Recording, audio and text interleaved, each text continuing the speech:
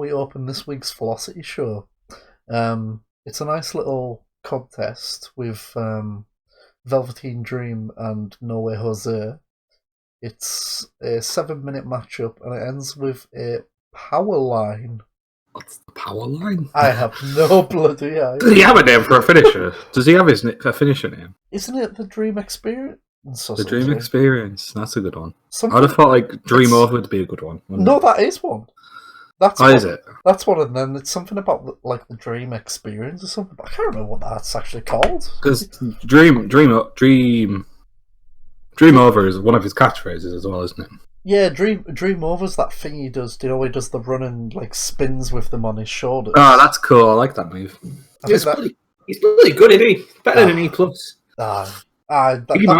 That's shocking. And in a Bisnell match as well, apparently. Well, I'm going to blame No Way Jose. I'm blaming him too. Sorry. Getting the conga line into the fucking unemployment. That's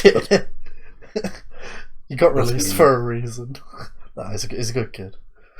It's alright. We can't be mean.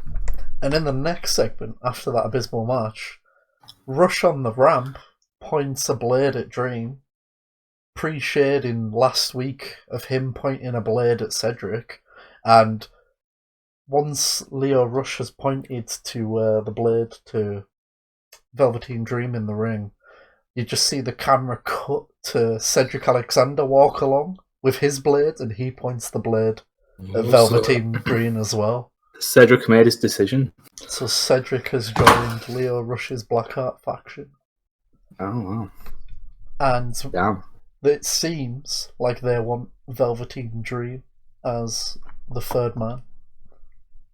Is he the third man? I mean... He might be the third man. Who's the third? Is he in Hogan attire? He can be. Just thinking, it could be a good idea. I don't know. I'm wondering what went wrong here. I love this. I love that Velocity has like 7 storylines, and Heat just has whatever Stevie Richards is doing. Stevie's having a good time. To be fair, he just got attacked. I don't think he is.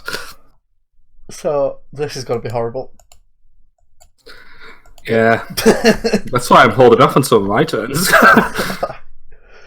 And in a nice little tag team matchup, we have my newfound tag team of the Los Latinos versus the Colones. And I'll be honest with you, right?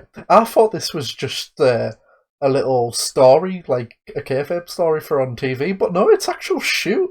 They are actually like fucking related. Them two, Gaza and Carrillo. Like I genuinely thought they just made up that storyline. Like they don't really look alike, do they? No, I don't know if they're like brothers or like cousins or something, but there's blood. There's blood in there. So I turned them into the Los Latinos, because like Los Guerreros and stuff. That's what you did, and they're also, Latinos. Yeah. So I had them against the Colones, and Garza Guerrero himself goes over Primo Colon with the El Mirito. You should just rename them all Guerrero.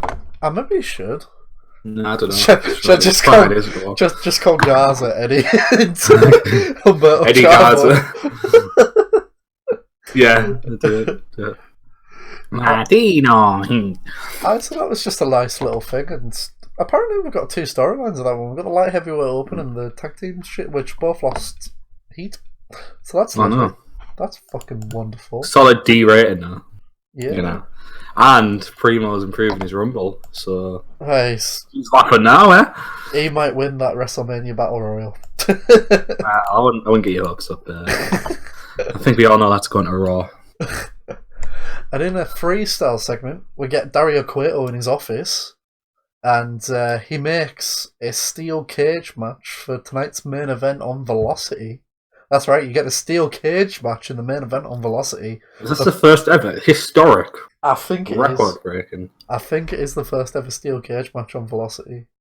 I'll have to check my facts on that one, but I think it is. But yeah, he's sick of it. The last 2 weeks they've just been going at each other, running each other off stage, not getting a result. And it's time.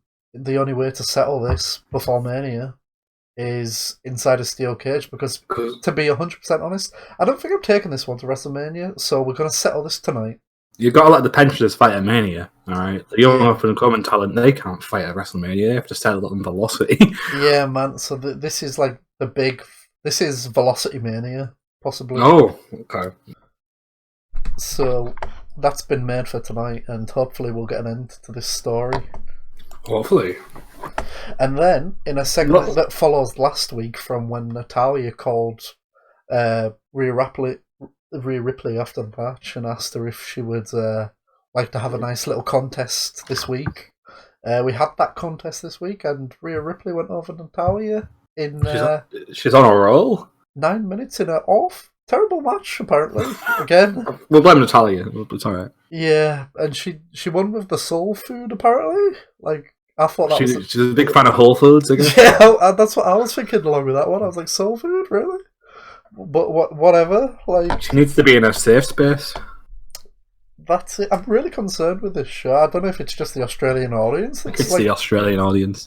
I'm sorry, you Australians, but They're not part. Well, yeah, because Rhea's like, oh yeah, that's. She's Australian, isn't she? So she should be getting something out of this. But apparently, she's not iconic though, is she? So that might be the problem. And then you took a chance. Like, I've got to go to the next segment, which was after the matchup. AJ and Caitlin come down and ask Rhea Ripley to be the third person in their team. She's the third woman. She's the third woman to join their fight against the Anti-Divas at WrestleMania pre-show. Did she say yes or no? I think she said yes. Oh my god! we might have to find out on the last Velocity before WrestleMania. Tune into that. And then we have the main event of the evening in a terrible bout and a non-existent crowd. They really didn't want that steel cage. They were not asked at all. But it's Tommaso Ciampa, man. He did it by escaping the cage. He couldn't deal with Pete Dunne in the cage himself. That's kind of contradictory to his theme. You know, it says no one will survive. Yeah. He barely survived. He barely survived, and he climbed out that cage. And as you say, that uncontradicting music of the. That one. Yeah, he's the one that almost didn't survive, man. So is this over? Who knows? Because he escaped the cage. So is it a cliffhanger ending? Did it just cut to black after? It just cuts with him like on the floor, crawling the way up the ramp. Oh, smug! Little Velocity watermark there. So that's the wonderful show, and thank you for watching, and tune in to next week. Bye bye.